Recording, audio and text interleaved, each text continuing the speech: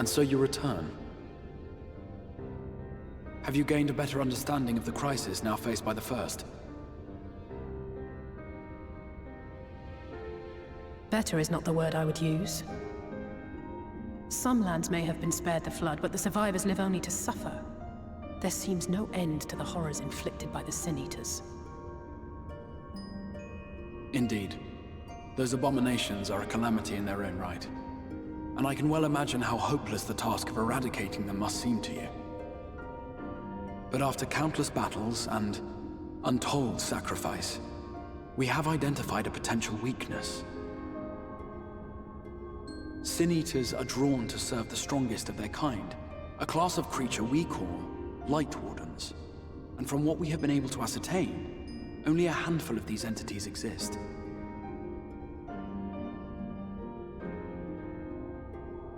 Just as an ant colony will perish in the absence of its queen, we believe that the death of a Light Warden will cause the lesser creatures within its sphere of influence to disperse. I have a feeling Yulmur might have something to say about any concerted action we take against these monsters. Vorthra's command over the Sin Eaters is integral to Yulmoran society. In seeming to guarantee his people's safety, it guarantees their obedience.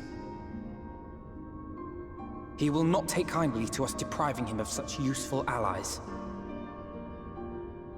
Agreed. Thus we will need to occupy or otherwise divert his forces whilst we proceed with the business of eliminating the Wardens.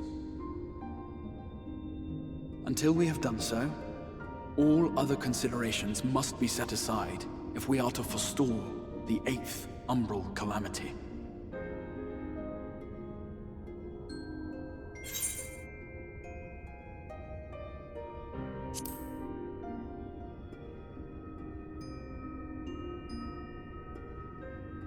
Your uncertainty is understandable, given the circumstances. Perhaps a more detailed explanation is in order. To begin at the beginning, then.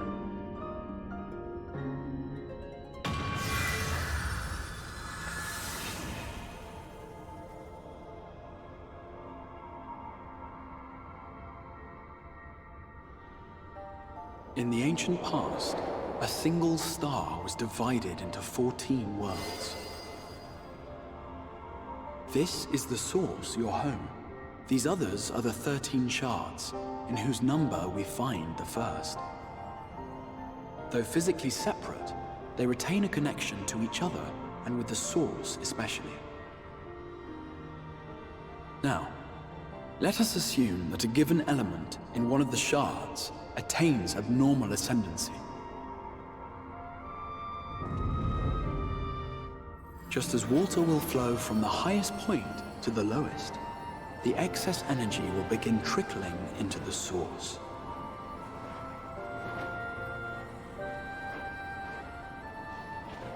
And such an influx of ether will of course exert a palpable influence. If the element in question were fire, then drought and wildfires might ensue. If it were ice, one might expect the weather to turn bitterly cold. As ether continues to pour in, such phenomena will become more and more extreme, until eventually, a single, untimely event triggers a disaster which cracks the barrier dividing the two worlds.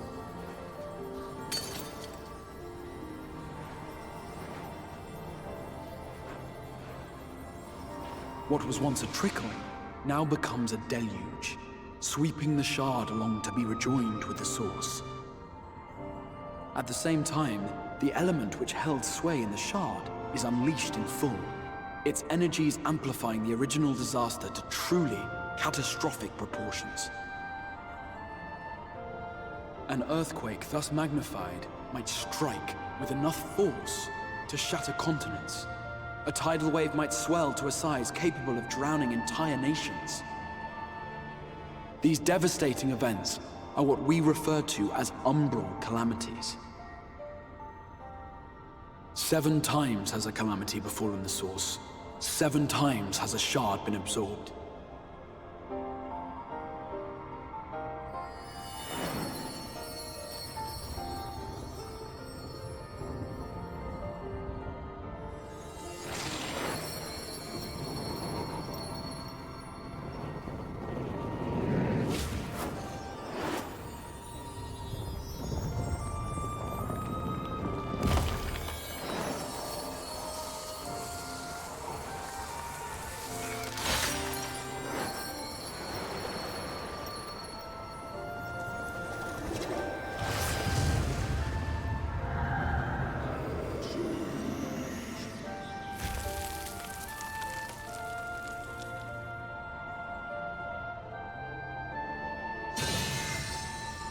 present, the light-drowned realm of the First stands perilously close to meeting the conditions for a rejoining.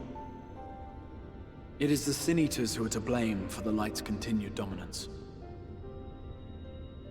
In addition to attracting their lesser kin, the Light Wardens I mentioned earlier radiate ether, saturating every corner of their territory with light. Even here in the flood-spared region of Norvrant, their influence is strong enough to banish night from the sky. Thus, if we are to restore balance to the First and head off a potential calamity, it is imperative that we put each and every Light Warden to the sword. We've been doing our best to take the fight to the enemy ever since we first heard the Exarch's explanation. Though we have yet to claim any meaningful victories if truth be told. Apart from being confoundingly elusive, the Light Wardens possess a troublesome quality which compelled us to delay our plans until such time as you arrived.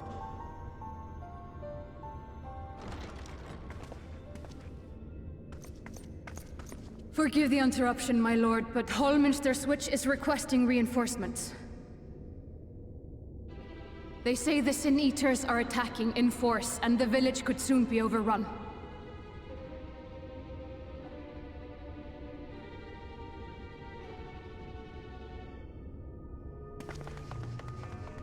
Alert the guard. We should be prepared in case the fighting reaches the Crystarium. You have command of our forces in the field, Captain, but hold off on entering the town until I arrive. That goes for Alphino and Alize as well. My lord.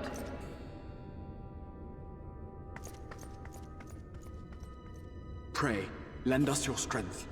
Such a fight will provide you with far greater insight than any explanation I could offer.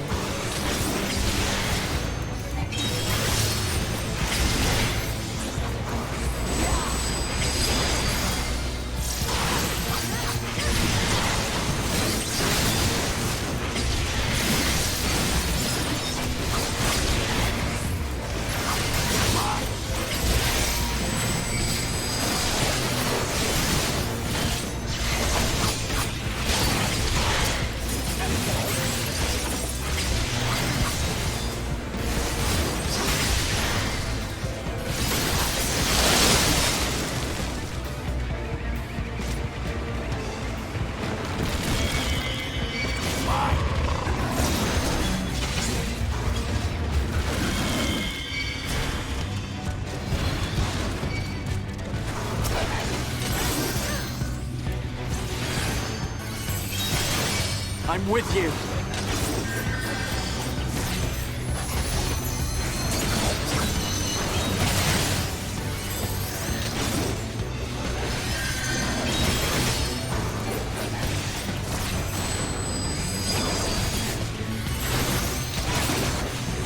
Leave the healing to me.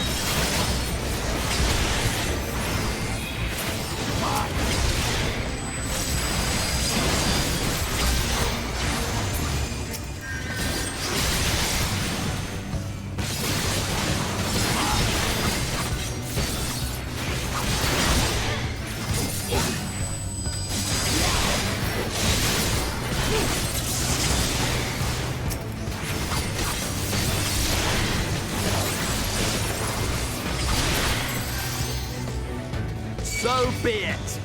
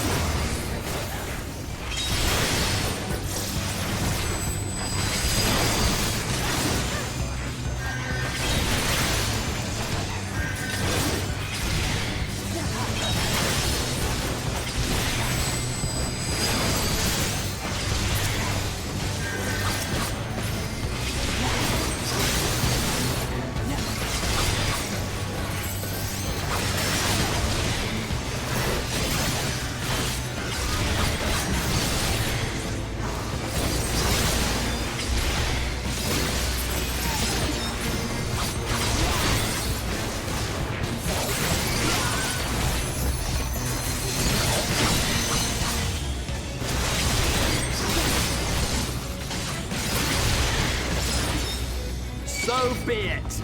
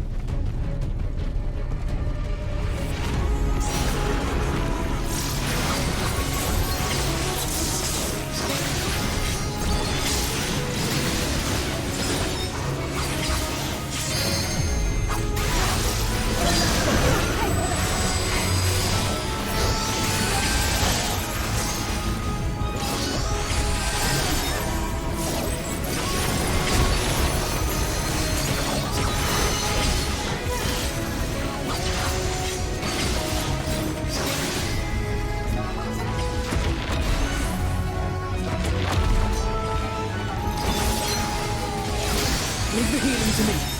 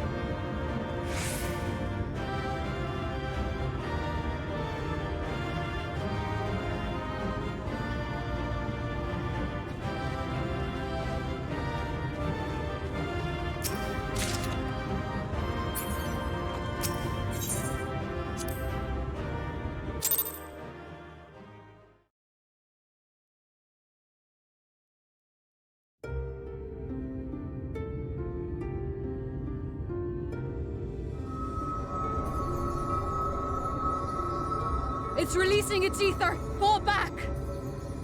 We cannot let it touch us! Quickly, my lord, we must withdraw! That will not be necessary, Captain. Though I appreciate your concern. The eternal light of these creatures has confounded us for nigh on 100 years. For each we have put down, another has risen up in its place, born of the self-same ether relinquished by its predecessor. But now we have a way to contain that corruption.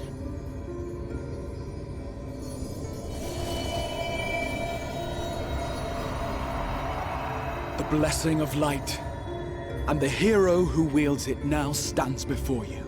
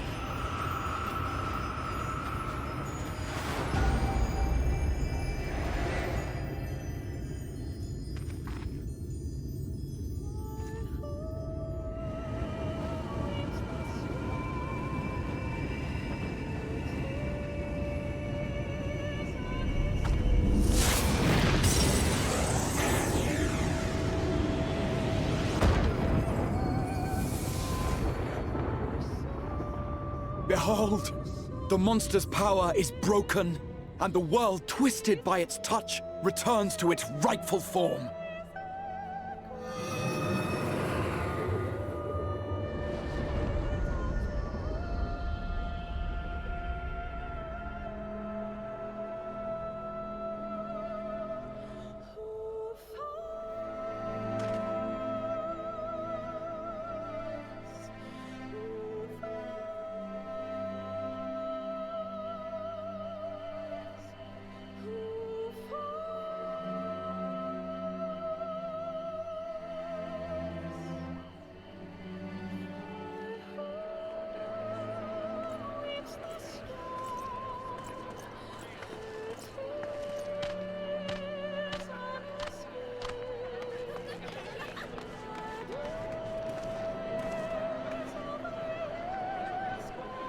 Scar. It can't be. What's happening? It's so beautiful.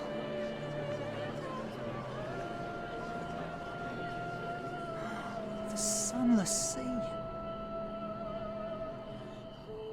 The warrior of darkness has come.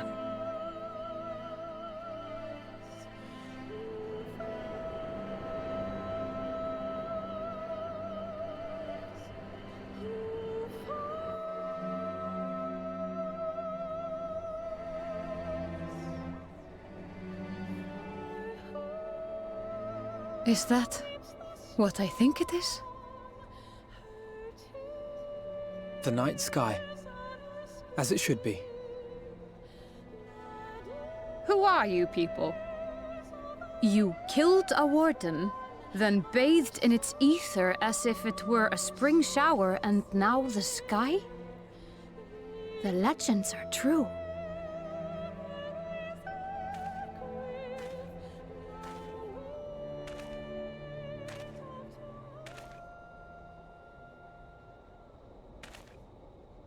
My lord? How many years have I waited for this moment? For the one possessed of her blessing. For you.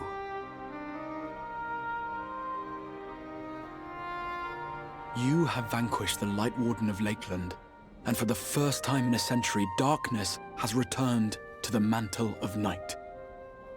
Without the ever-present light to sustain them, the Sin Eaters will have no choice but to retreat. Yet our victory is far from complete. Though darkness has fallen here, The other wardens yet bask beneath burning skies, feasting upon what little life remains. Even should it cost me all I have, I would see each and every one of them slain, that this world might be spared from oblivion. Not only for the first, but for the source as well. Save one, and we save the other. But, be that as it may, I concede it was wrong of me to summon you to this fight against your will.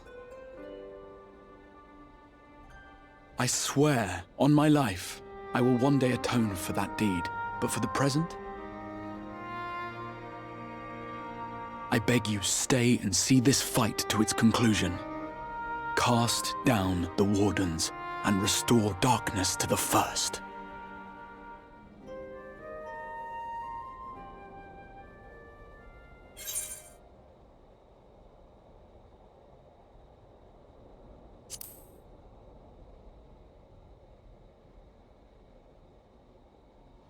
On behalf of the First, I offer you my deepest thanks.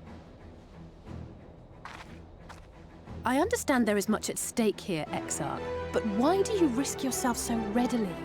It must have been a dangerous drain on your ether to summon even one person across the rift. I do it for my people, of course. To give the Crystarium the tomorrow it deserves.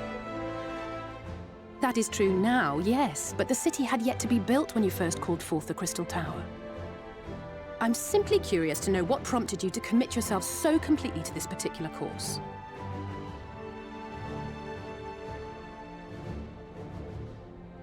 There are things which we can ill afford to lose.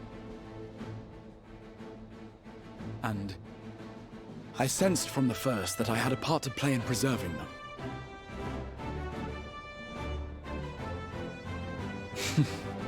Forgive me. I fear the events of the day may have taken their toll. Despite appearances, I am an old man. One burdened with many difficult memories, some too painful to recall. Well then, I'm sorry for pressing you. It's a family failing, I'm afraid. One which has served us well more often than not. Needless to say, we will continue to fight at your side until the last Senator is defeated. Come then, my warriors of darkness.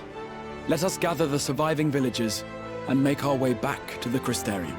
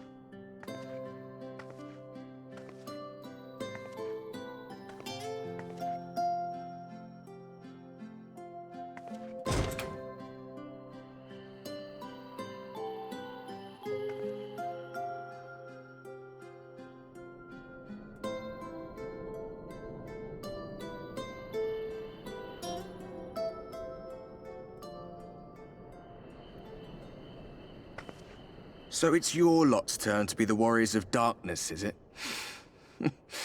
It's funny how things work out.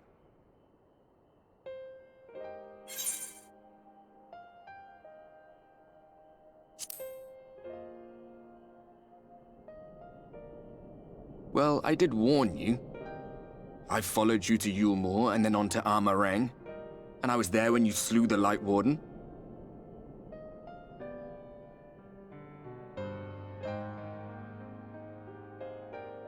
Those white-haired twins who were with you. I remember them from our battle in the Source. Are they your friends then? Through thick and thin?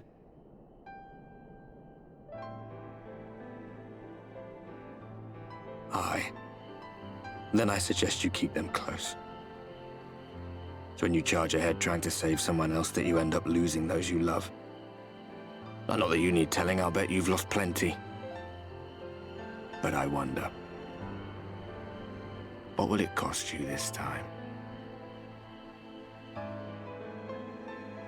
I don't remember when it was that I learned regret wasn't worth the bother. You get numb to it all over the years. The lost comrades, the broken promises, the abandoned principles. Just more nagging burdens to ignore.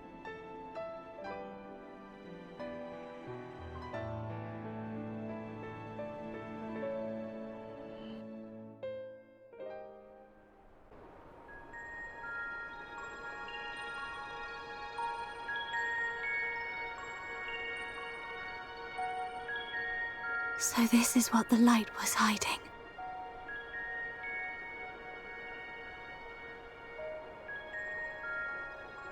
She's here. I must go to her.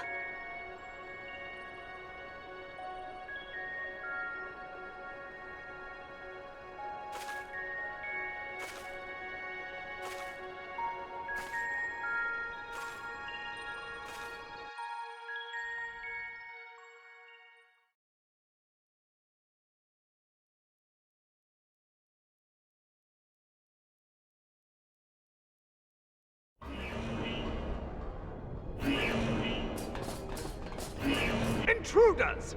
Fan out and find them!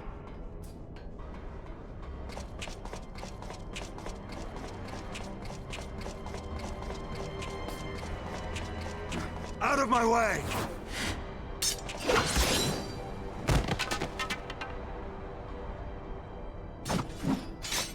Stay your weapon. We are not your enemy.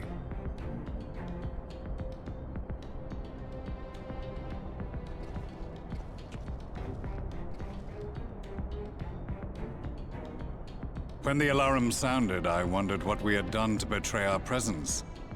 But I see now we are not the only intruders. Sir Estinian, I presume. The dragoon who plucked the Warrior of Light from the jaws of death? Your armor is most distinct.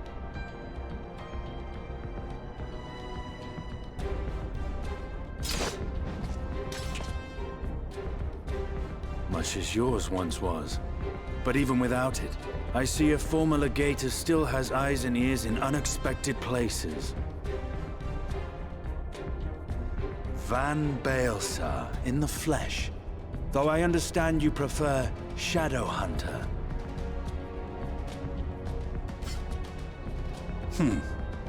You are in contact with the Scions, I take it.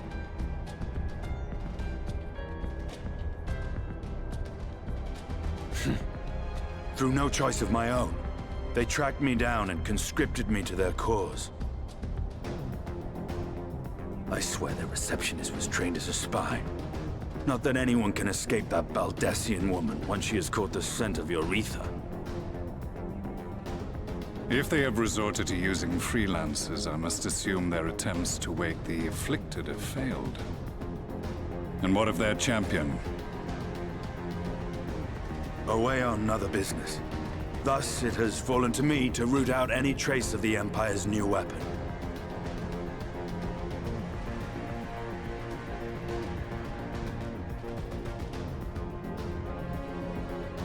If it is Black Rose you seek, you are too late. My people have already completed your mission here. Yet this is but one factory among many. When they caught wind of our efforts, they built additional facilities to ensure production continues unabated. There will be no one left in the lands they conquer. No citizens to conscript. No skills to exploit. Nothing the Empire needs. And they will call it victory.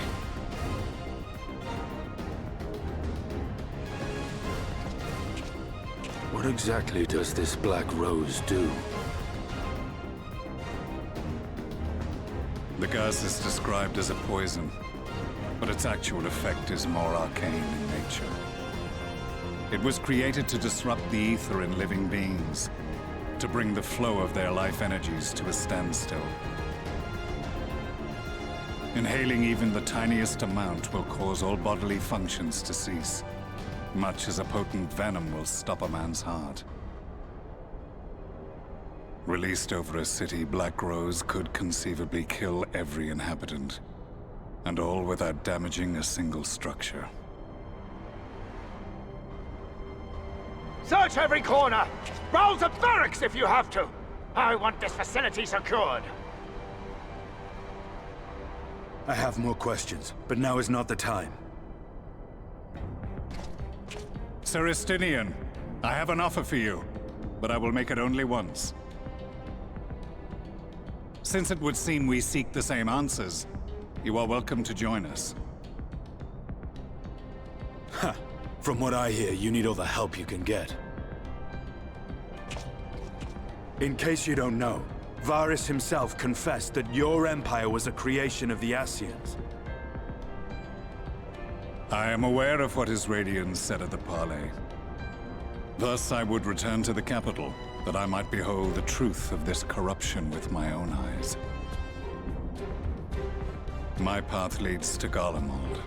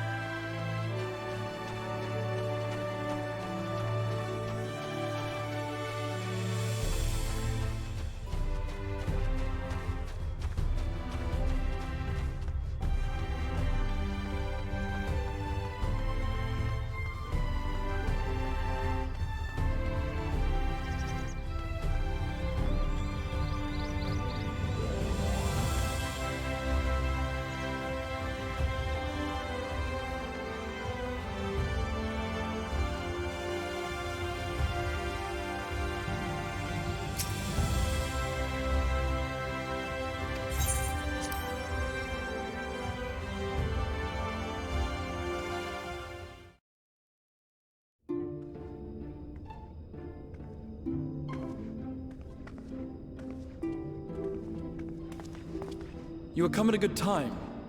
As you may have heard, we have something of a quandary on our hands.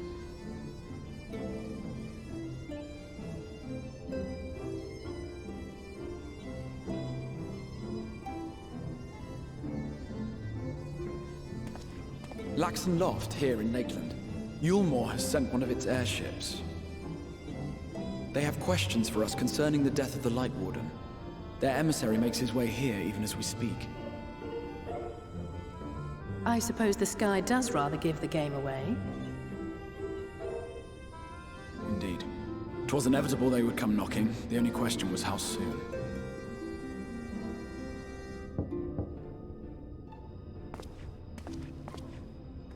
My lord, I am come with the Yulmoran emissary. May I show him in?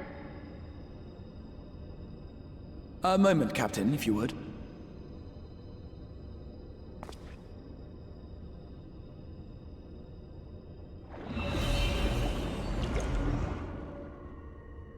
Everyone, gather round.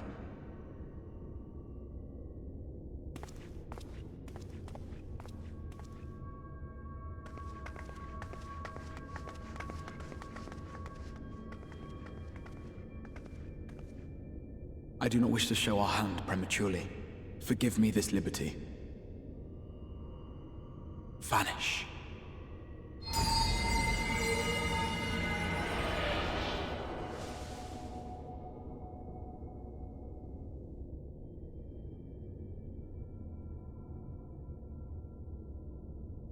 Enter.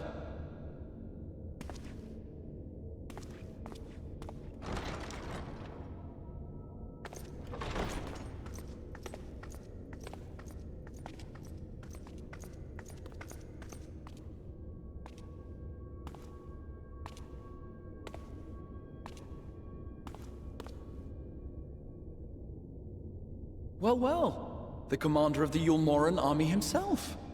To what do I owe the honor, General Ranjit?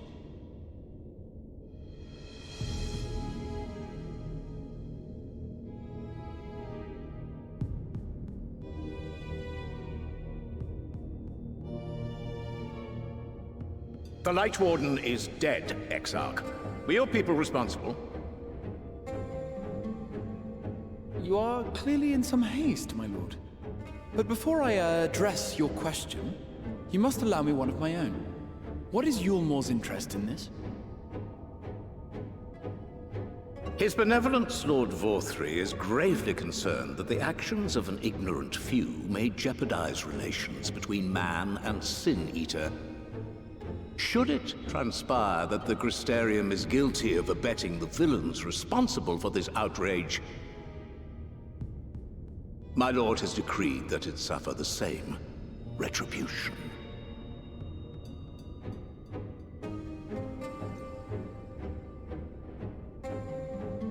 I see.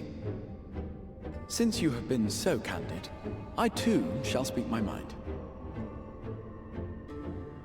Regardless of who is responsible, the Crystarium rejoices in the Light Warden's death and welcomes the return of the night sky. If Yulmore considers this tantamount to aiding those you term villains, then by all means, carry out your retribution. Know, however, that even should every innocent soul in the Crystarium perish, nothing can stop that which has been set in motion.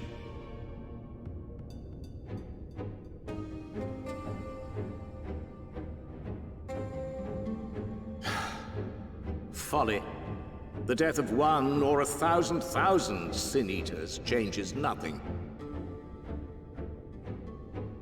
The world is dead, and writhe as we might, like maggots in its rotting course, it will not be reborn.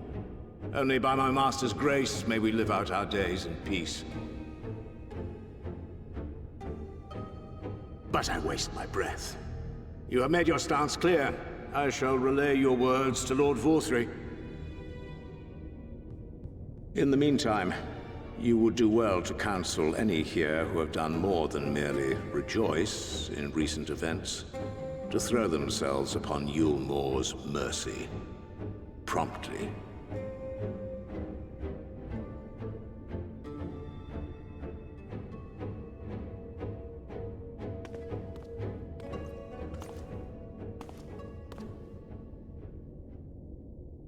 One last matter. We are searching for a young artist and his assistant. Know you of whom I speak?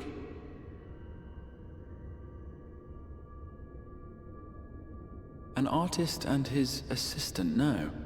I cannot say I do. What a pity. Should they reveal themselves to you, I bid you hand them over at once. My master is most eager to see them again.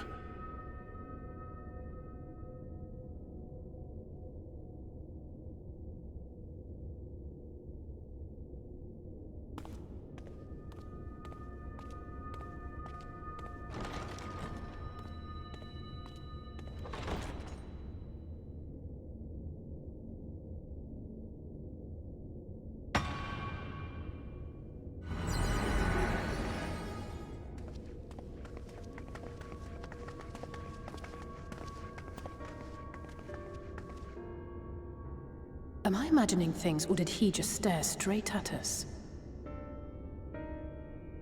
I fear he did. The General is not a man to be trifled with. He is a warrior of fearsome repute who has led Yulmor's army since before Vorthri's time, when the nation still spearheaded the fight against the Sin Eaters. One does not command the world's mightiest army, and for so long, without possessing exceptional instincts.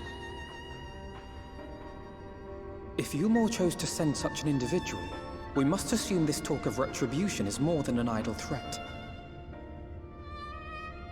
While we are grateful for your support, my lord, we cannot in good conscience put your people in harm's way.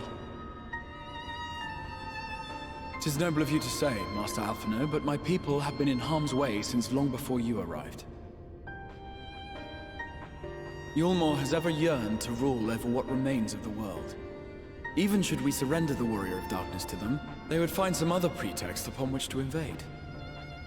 The people of the Crystarium know this only too well, which is why, when the time comes, I am certain they will fight to the last man. If truth be told, I would not have been surprised had Ranjit declared war here and now.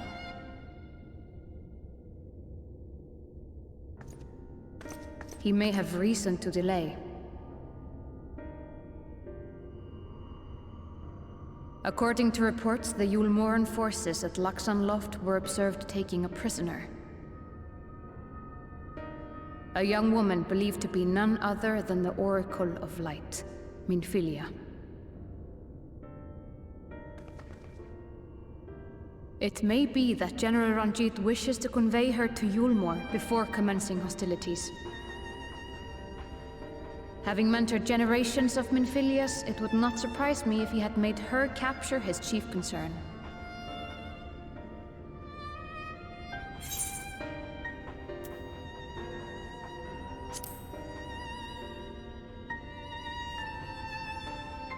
Ah, of course. How remiss of me. I had intended to speak to you of Minfilia. There is, however, much to say, and precious little time in which to say it. I think it best that you seek out Maren at the Cabinet of Curiosity. He will be able to enlighten you. Alphino, Alize, would you care to accompany your friend? You doubtless have insights of your own to offer on the matter. All right, though I'm still not sure I understand it all myself. In the meantime, I will set about making provisions for war.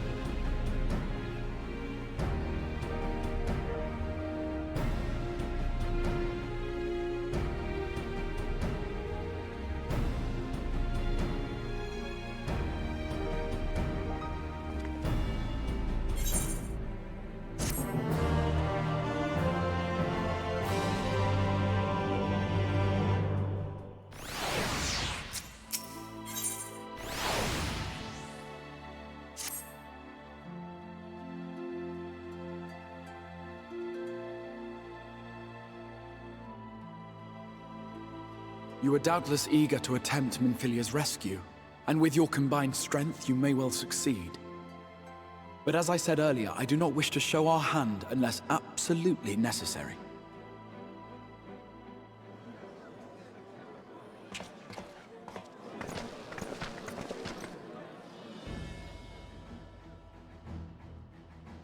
"'Twas not merely the night sky that you restored to us, but hope. Hope for the future of Norvrand. Unlike you, we cannot contend with the Light Wardens, but so long as hope burns in our hearts, we will fight on regardless. This I will prove to you."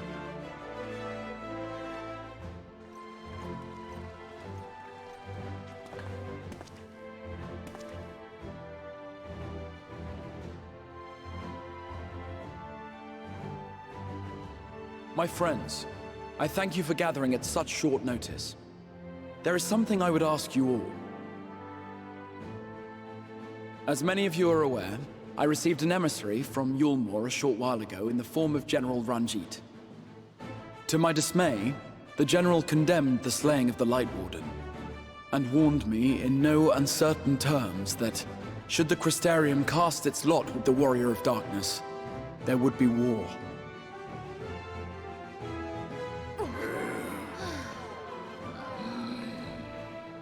Let none be mistaken. We would be hard-pressed indeed to resist the might of Yulmore. Some would even call it suicide. And yet my heart cries out to fight. Better that than relinquish the hope that swelled in my breast when I beheld the night sky for the first time in 100 years.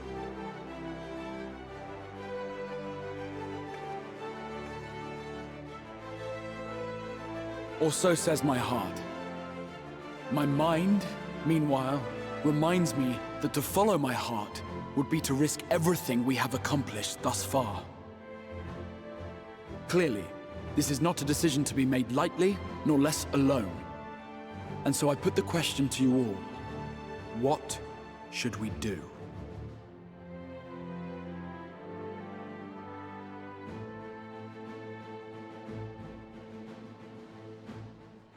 My lord, you already know our minds.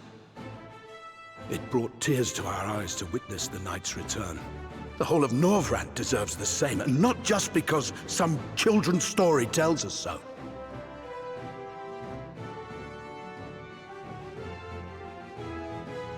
Yulmore's influence is far-reaching. Should war break out, trade would be subject to restrictions. The flow of goods will dry up, and we will struggle to make do with what little trickles through. But make do, we will. Aye, we can weather such hardships. Is that not the very thing the Crystarium was built for?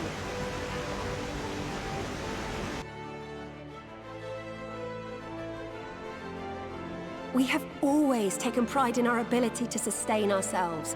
Not just to endure, but to thrive. When all falls down around you, rise up. Those were your words. There may come a day when all hope seems lost, but even should the rest of the world give in to despair, we shall not. We shall fight on, that our children and our children's children might know a better tomorrow. Rousing words apart, I never much cared for those Yulmoran bastards anyway. No better than common swindlers, most of them. Wouldn't know a fair deal if it came up and kissed them on the arse. Trust you to spoil the moment.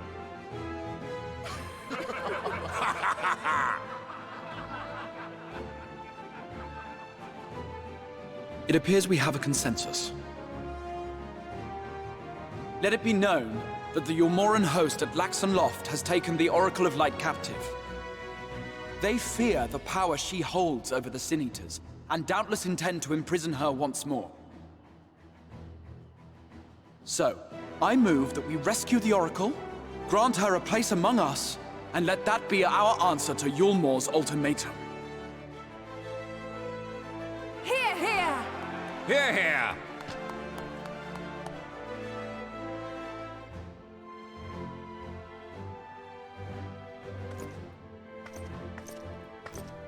In planning a strategy for the rescue, I open the floor to you all.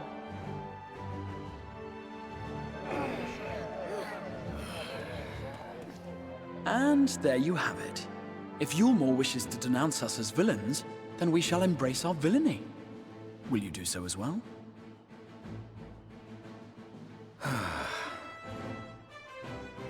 We will not be outdone. Consider us your partners in crime.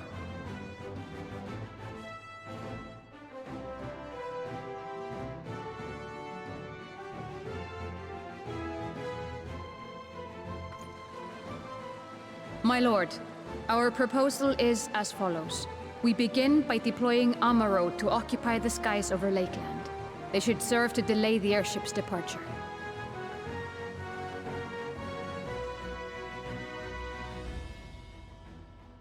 At the same time, we scatter dream powder from the air. Not all will succumb to its effects, but it should thin the enemy's numbers, affording us an opening to swoop in and liberate the Oracle.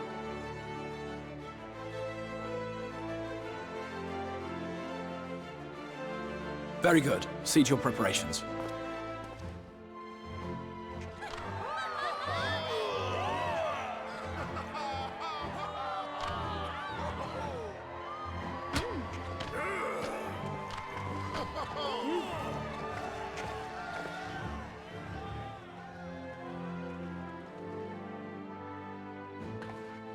And what exciting crimes would you have us commit? Speaking for my fellow villains, I'd say we're capable of most things, though we draw the line at indolence.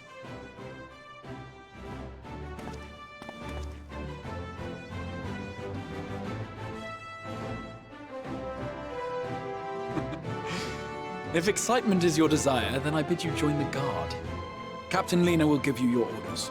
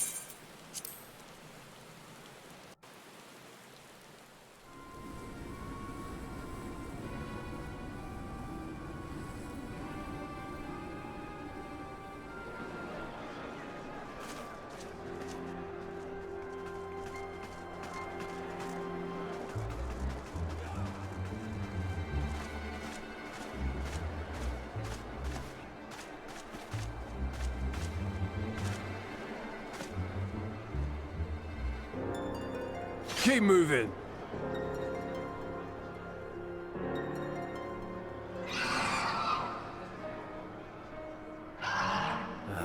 What now?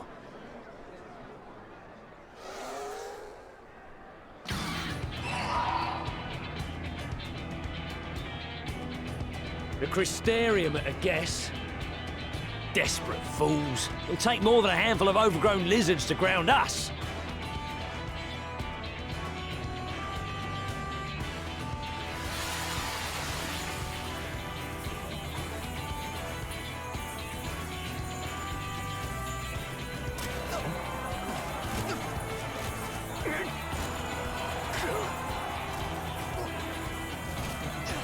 moving! Sound the alarm!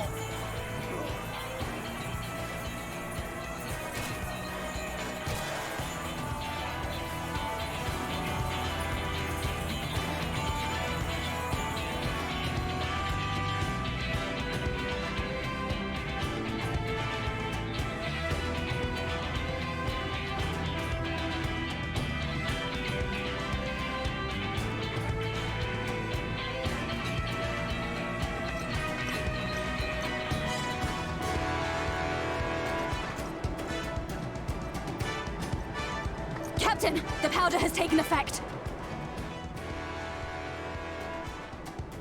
It is time. Let us free the Oracle from their clutches.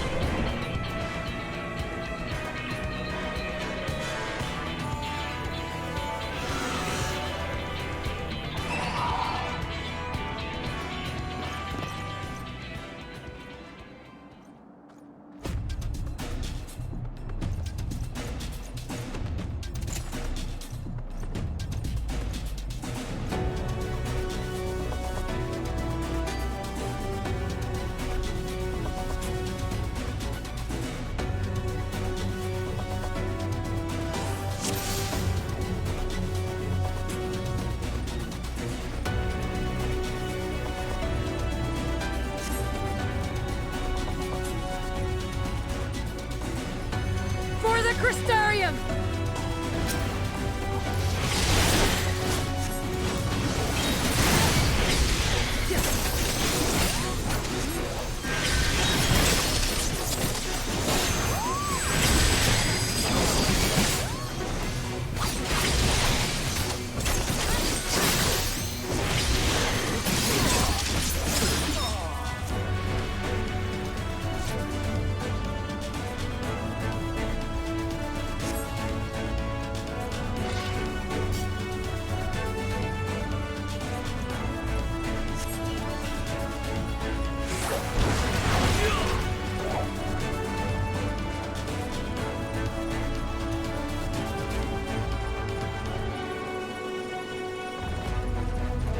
On guard!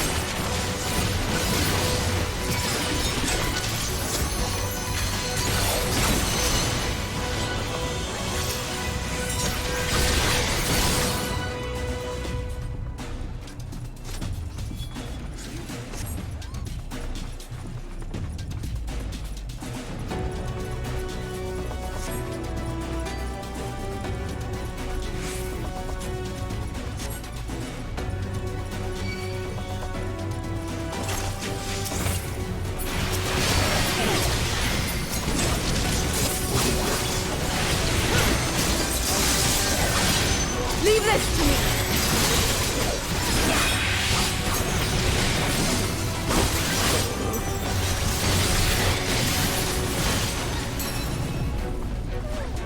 Now!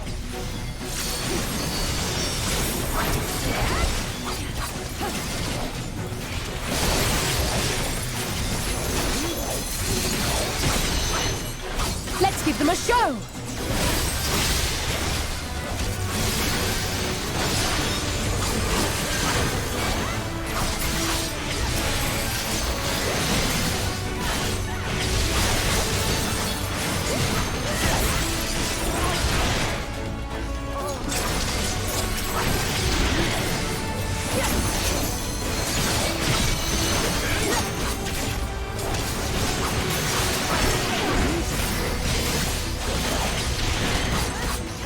You're not alone.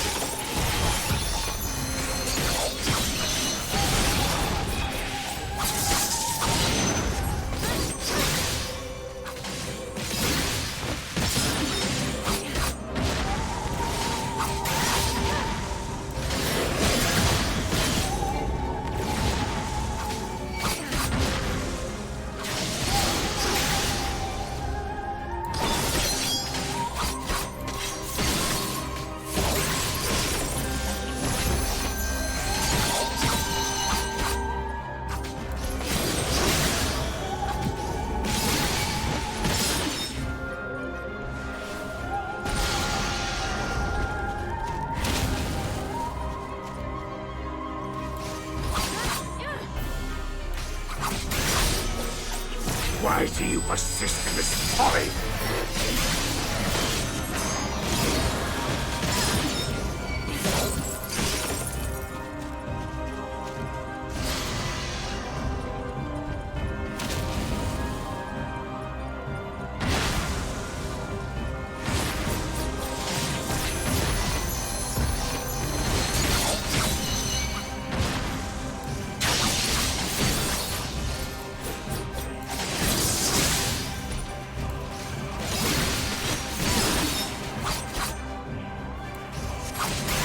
It's over!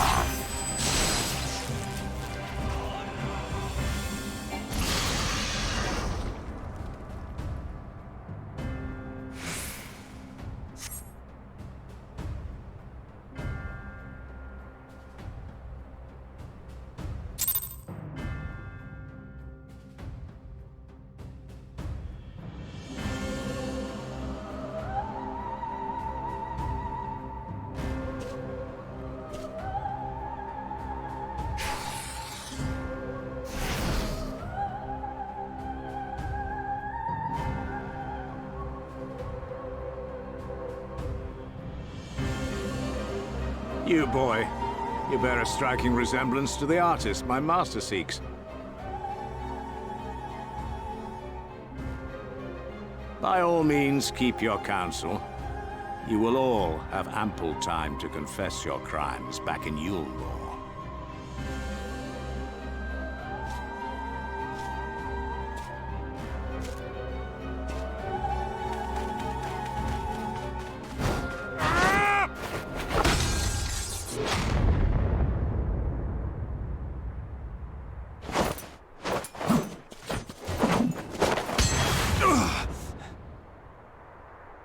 Thancred?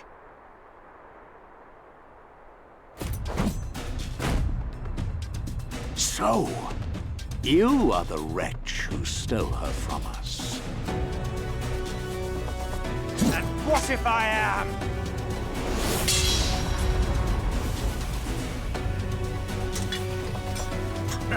What?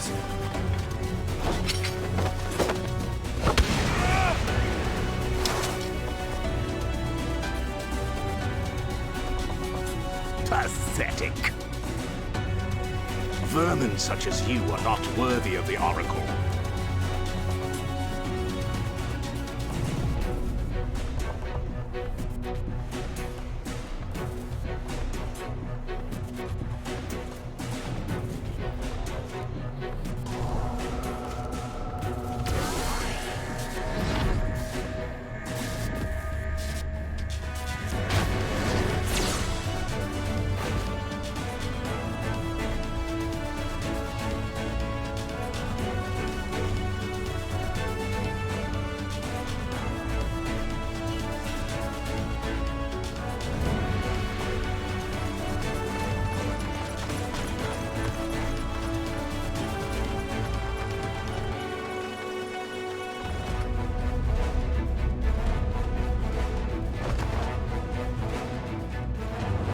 Break!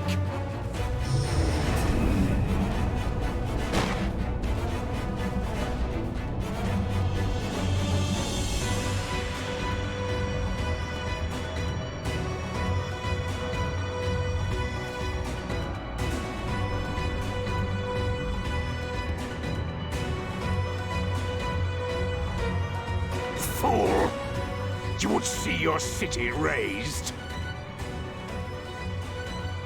I would sooner see it razed than conquered. Suffice it to say, we are ready to receive you. What now, Exarch? Will you face me yourself?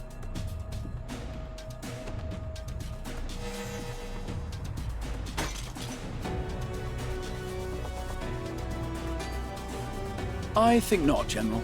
I've quite exhausted my tricks. If you mean to give chase, I will not stand in your way. But you would do well to tread warily, for your quarry goes to a place where even Yulmore dare not bear its steel.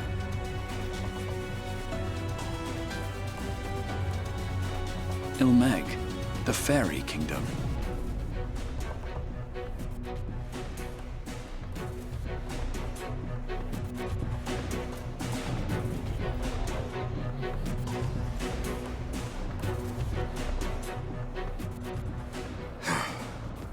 think that mountain of indolence still had the energy to unleash his hounds. Even the most pointless of conflicts may alter a world's course. And now the plan has gone awry. But how? How did the so-called Crystal Exarch bring the hero of the Source to the First? As if I didn't have enough on my hands already.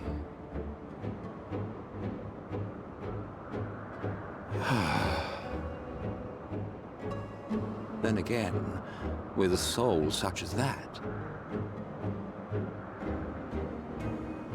mayhap there is another way. One which does not require bloodshed.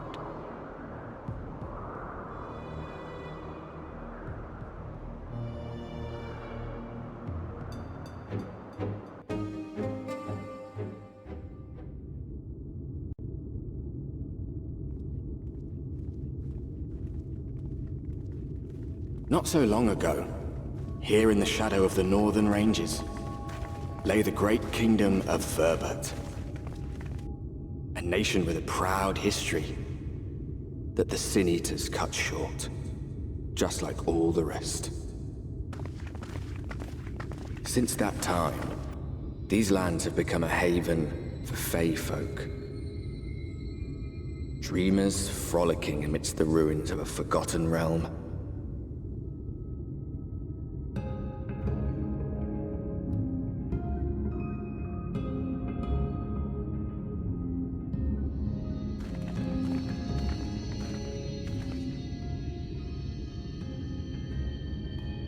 We should be safe enough here.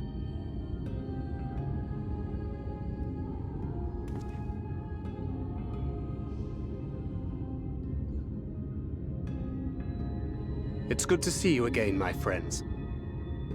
I don't know about you, but it feels like years since last we met. 5 of them in my case. Why, it only feels like 1 to me, but long enough to warrant a more convivial reunion either way. What brought you to Laxon Loft?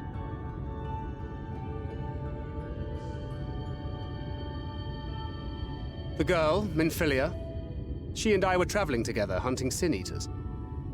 But as we were nearing Lakeland, she abruptly ran off on her own.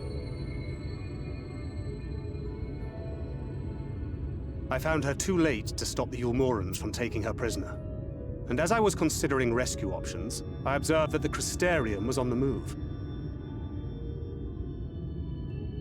So I consulted the Exarch, who apprised me of the details of the operation and issued me certain instructions. Should the situation take a turn for the worse, I was to see you all safely to Ilmeg. And here we are.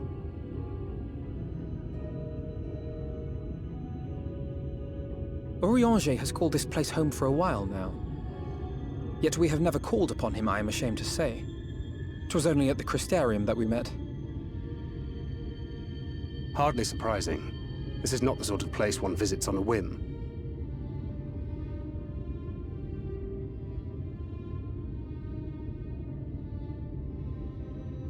Happily, having trespassed on Urianger's hospitality for a spell, Minfilia and I have an idea of how things work around here.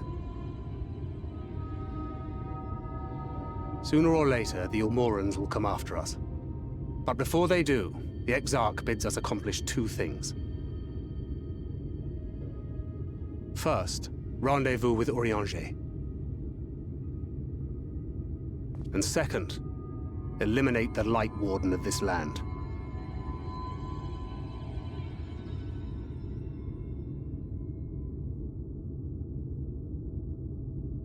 So, Minfilia.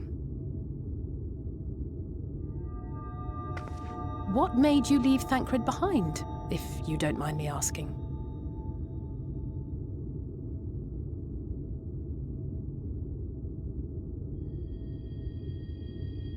You. The hero from another world. I was asleep when I felt it. A presence. Someone I was meant to meet. They were close and I knew I had to go to them. But with all the commotion in Lakeland, I was afraid that Thancred wouldn't let me. And would I have been wrong? Had I arrived a moment later, you would be back in your cell in Yulmore. And now we have Ranjit snapping at our heels. You really have outdone yourself this time.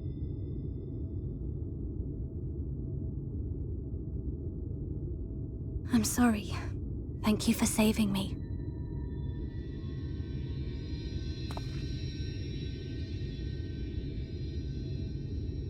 Oh, poor thing being scolded so.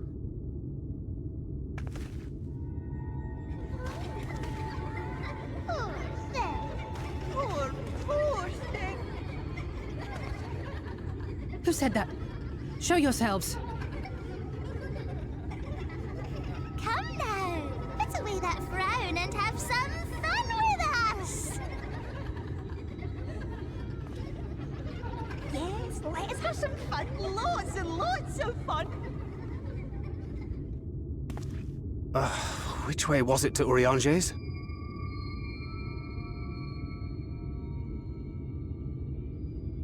We've been there so many times, but I can't. Why can't I remember?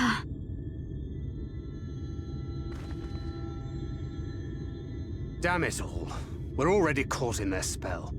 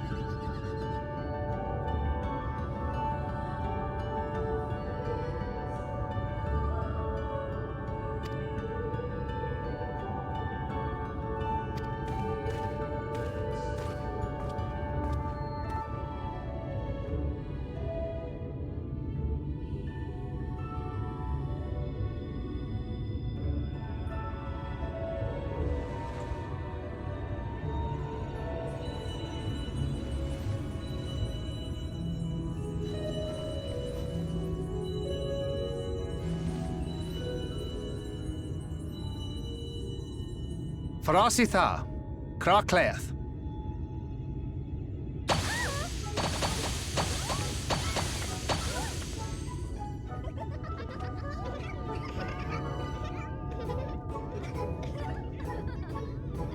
No! We are found! How did this mortal know our trick? Wait! I recognize their souls. These two have been here before. Look, look, twins! How adorable! Oh! Lee, with us! We have neither the time nor inclination to play. We have come to see Urianger. Oh yes, Urianger, the peculiar one. In return for a place in Elmeg, he agreed to a riddle contest with us for 7 days and 7 nights without any sleep.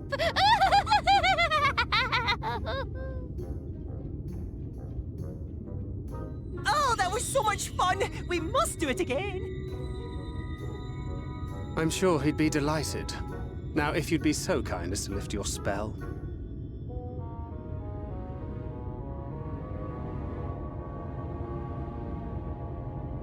Shall we? Should we?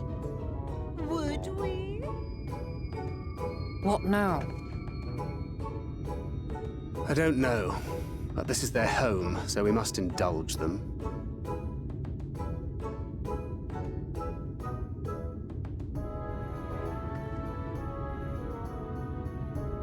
Right, we've made up our minds. We will lift our spell on one condition, that you first lend us a helping hand. Or 2, or 3.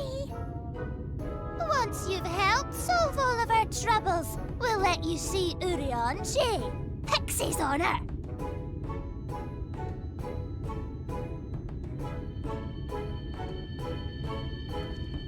Well, there you have it. Pixie chores. I suggest we split up.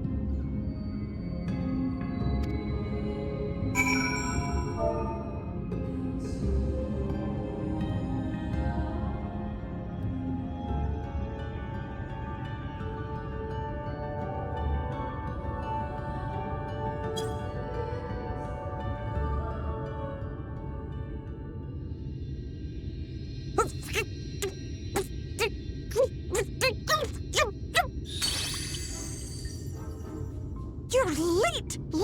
Late! I've been waiting for you to summon me ever since you came here. Waiting and waiting and waiting. But my sapling didn't so much as utter my name. Such a heartless thing she is. Cold and cruel and heartless!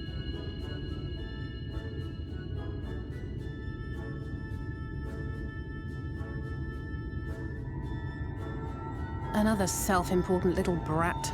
Just what we need. Reminds me of my childhood.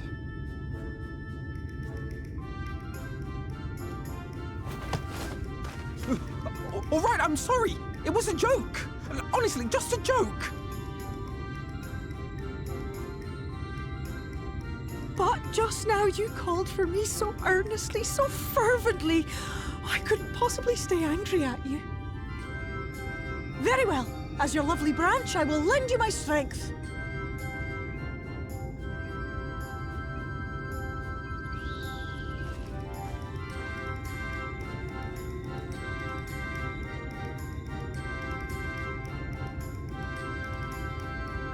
Well.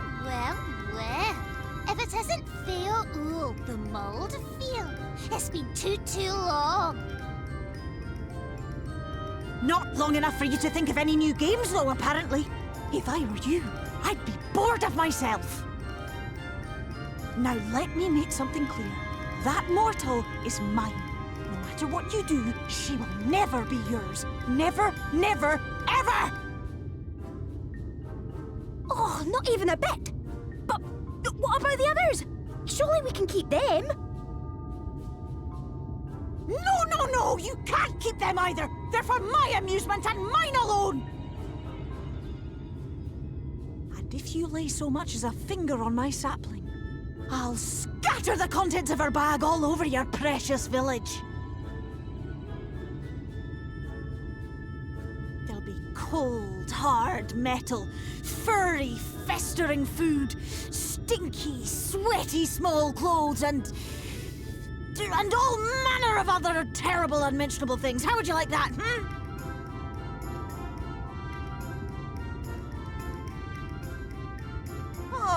All right. But will you not at least let us play with the twins? Just while the others go and see Urianger? Aye, that's all we ask. And we promise we'll play nicely. It seems we won't be joining you. Aye! We'll reveal the hidden Fernic to you at once.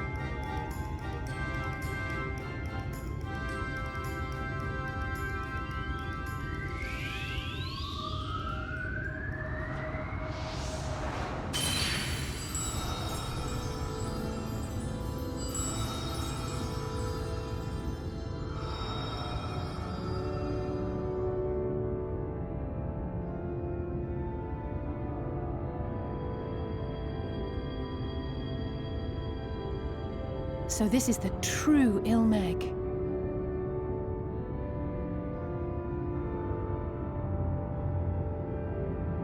How are you feeling?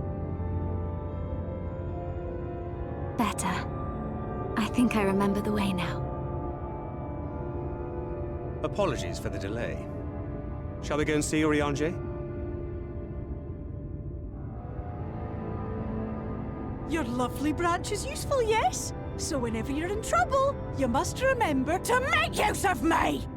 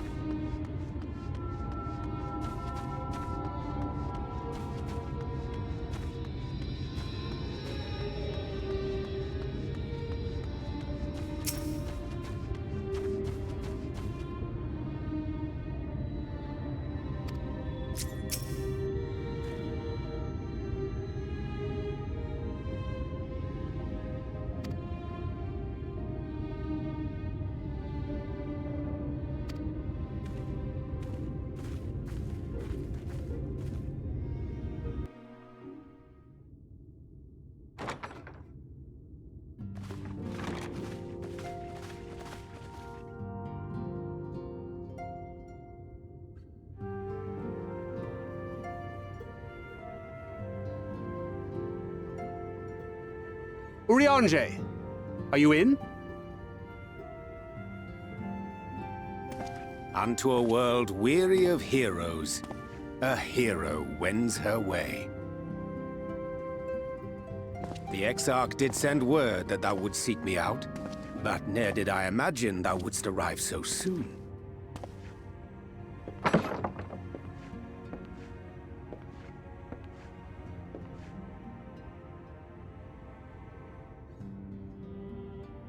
Full glad am I to see thee once more, my friend, and none the worse for thy travails.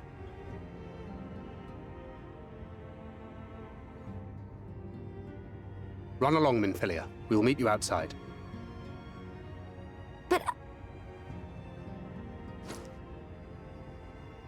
Another one for you to imbue, if you'd be so kind.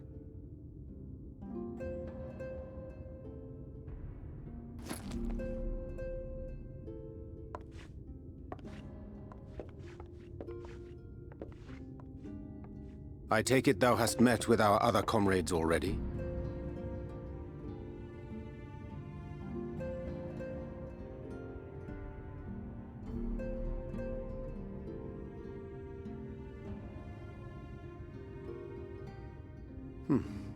That Master Alphino and Mistress Alize now travel in thy company is of great comfort to me. As for the rest, it beginneth in earnest. The hunting of the Light Wardens, and perforce the war with Yulmore. Hark thee then to my words, and through them behold the vision that I did glimpse, that of the 8th Umbral Calamity.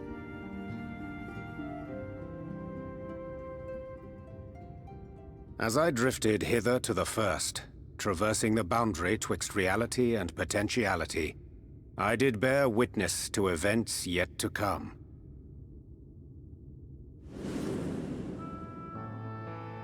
There I saw the combined forces of Eorzea and the Far East offering fierce resistance to the legions of Garlemald.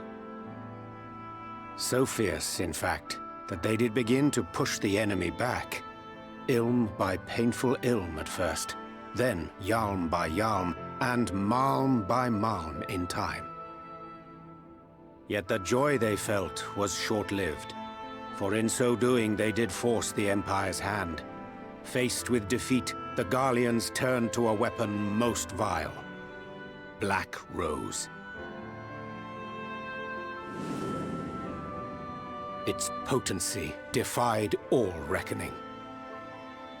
Once released, the gas took on a life of its own, wreaking untold carnage not only in Eorzea, but in the provinces of the Empire besides. From fighters upon the front lines to babes in their beds, none were spared. And as the casualties became too numerous to count, so did the fabric of civilization begin to unravel. Nor did the land itself escape unscathed, for spreading from the site of its release, Black Rose brought death to the very soil. To survive amidst the chaos and upheaval, men came to live by the sword, the rule of law giving way, inevitably, to the rule of might. Thus was the spark struck and the fire kindled, and swiftly did it spread as a blaze in a field of straw to engulf every corner of the world. Nations worthy of the name did then cease to exist. And those souls brave and true who might have risen to restore order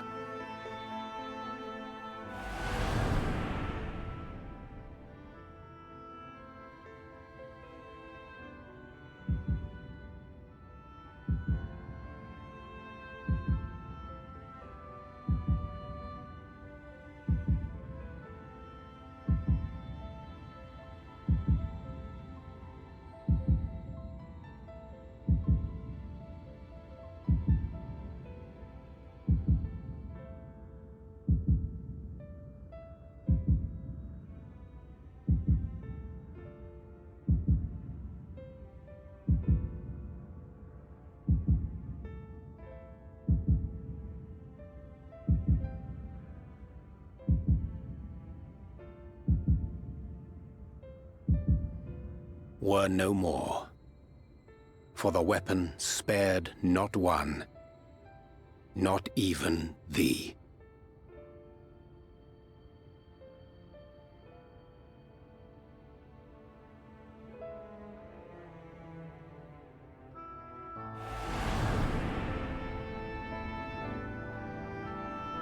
An endless age of war, begotten by the blight of Black Rose.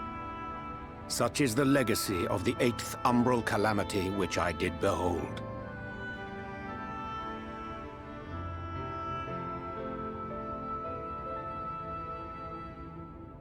No matter the cost, we must forestall this tragedy. To that end, I have labored during my sojourn in this world, discovering in so doing the answer to a pressing mystery.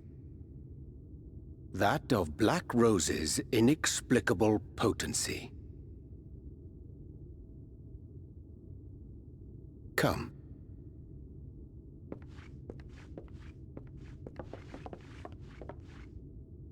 Dost thou recognize yonder chart?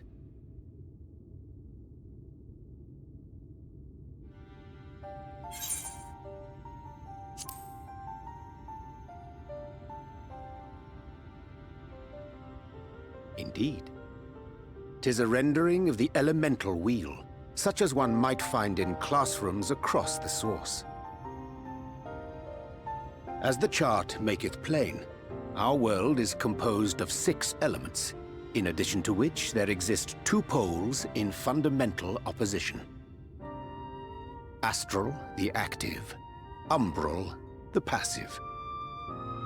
As a reflection of the source, the first naturally compriseth the selfsame forces. Yet, curiously, there is a notable divergence in their nomenclature.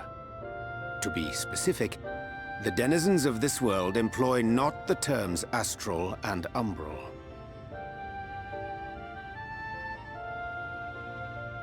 Thus was I moved to inquire what names said forces had been assigned. A simple question which yielded a most unexpected answer. Upon demanding the name of the pole aligned with activity and growth, I was told that as life's myriad colors combine to produce black, the people of the first had called it darkness. At this, did my mind begin to race. Yet 'twas only when I asked what name had been given to the pole aligned with passivity that mine eyes were opened to the truth.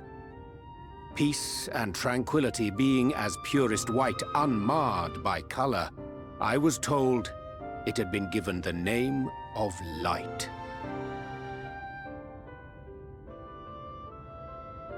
That's umbral light and astral darkness, yes? I'm no etherologist, but it strikes me that the nomenclature of the first is rooted in the generation of the 2 forces, while our own appears to focus on their effects. Which makes one wonder, have we had it backwards all this time?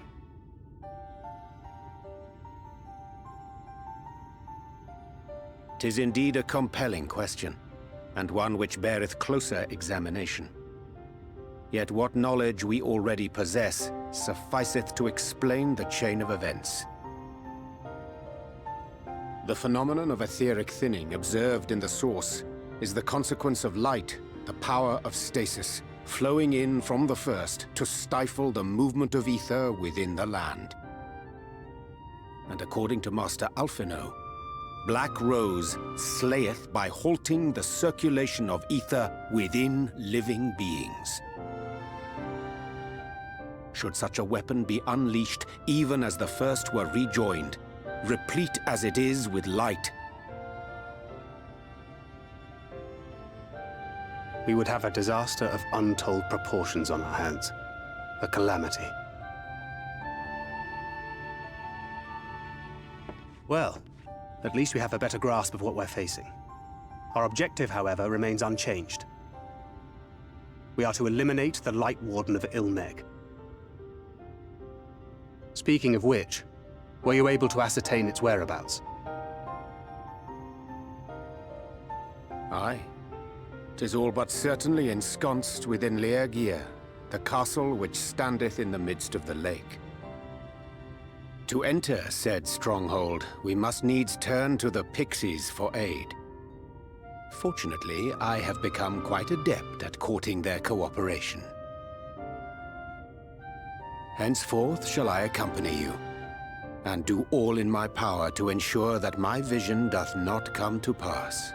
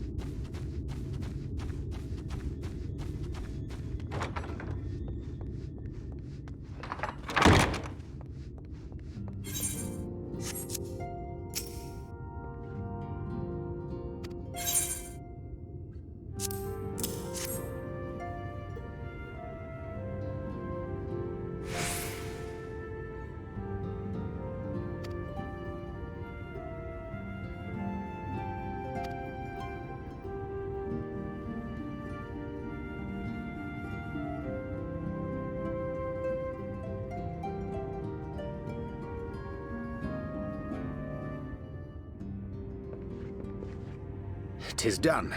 The Pixies shall be well pleased with these gifts.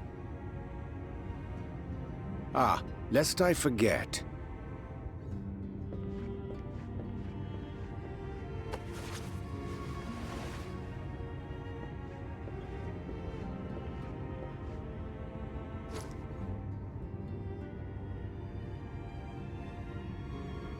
White auracite, newly forged for thy use. Our mission being to thwart a rejoining, we will most assuredly cross paths with those who crave the contrary, our eternal enemies. Thus did I choose to abide in this ether-rich land, the better to fashion a trap for the Ascian's essence.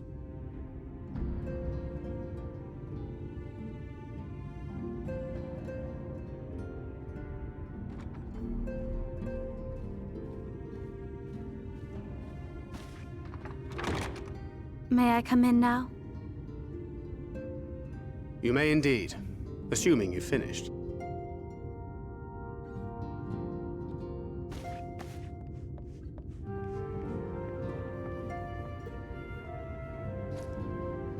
I did as you asked. That's my girl, thank you.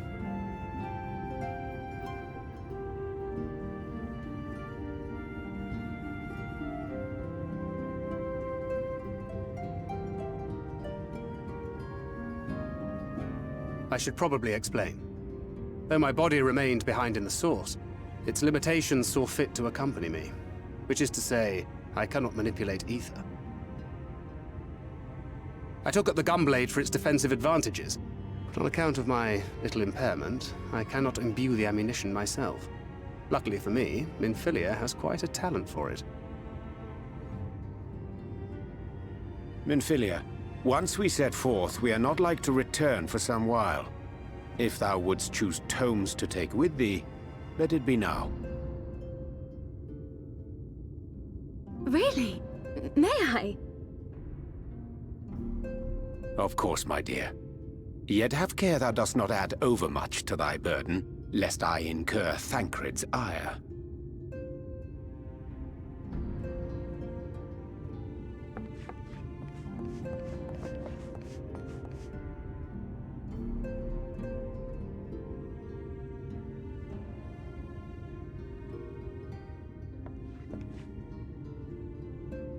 Hast thou spoken to her of thine encounter with the Minfilia of Eld?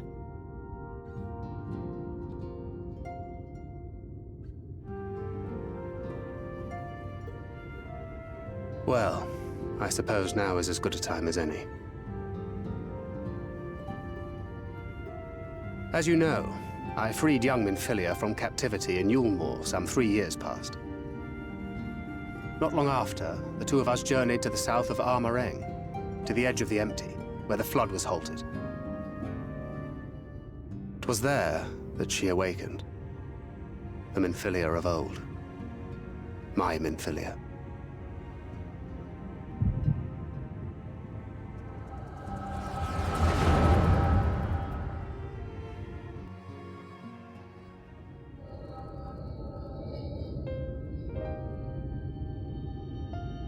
Tell me, what must I do to bring you back?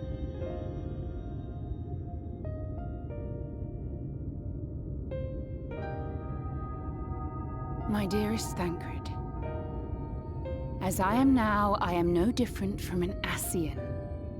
This child is but a vessel.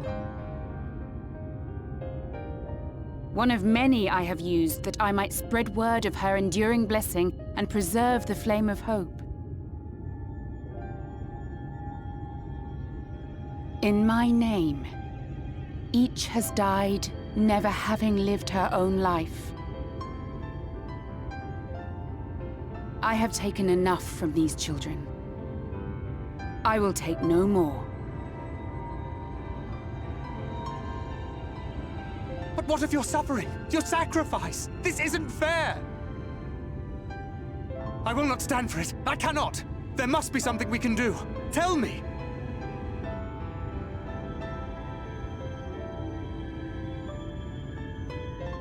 Should the day come when this child grows weary of fighting and wishes to cast it all aside, then shall I take up her burden. But should she wish instead to become the master of her own destiny, then shall I bequeath to her my all.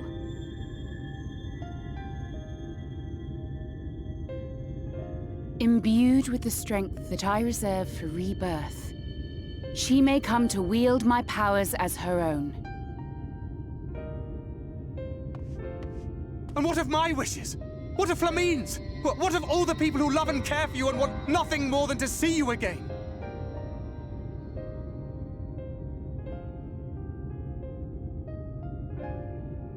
It is not their decision to make. It is hers. This child's. This Minfilia's.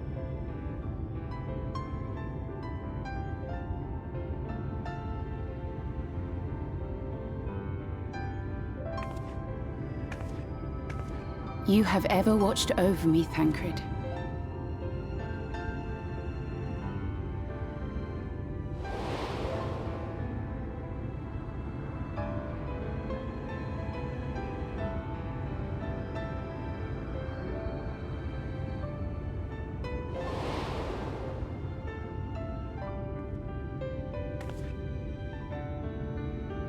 Now I ask that you do the same for her.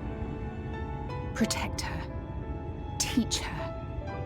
Stand by her as you stood by me. There is much and more she does not know. She needs a guide to show her the ways of the world, or she will never find her own path.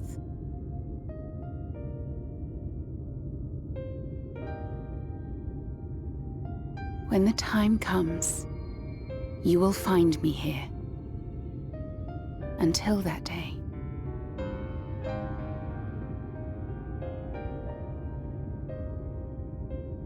Minfilia, wait!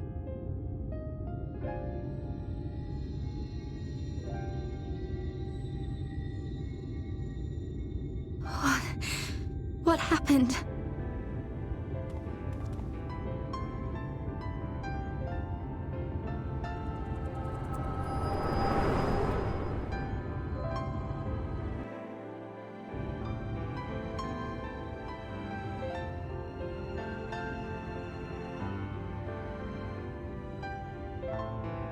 And then she was gone. Minfilia, the girl, claims to have no recollection of any of it. I have told her many things. Where we came from, what we fight for. But of that day, I have not spoken.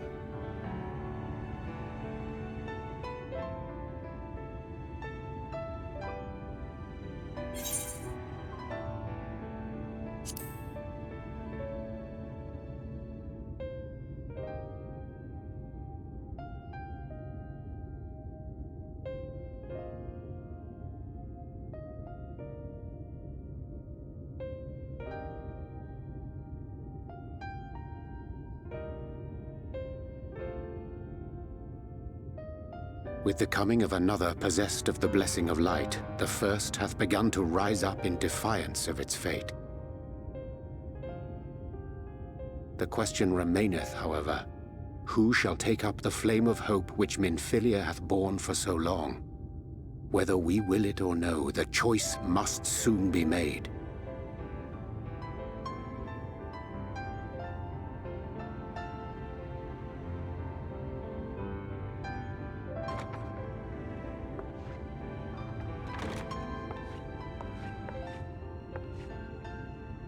I'm sorry I took so long. It was so hard to choose. In the end, I settled on just the one. That is well. Now, if all is in order, let us set forth for Leader Loran.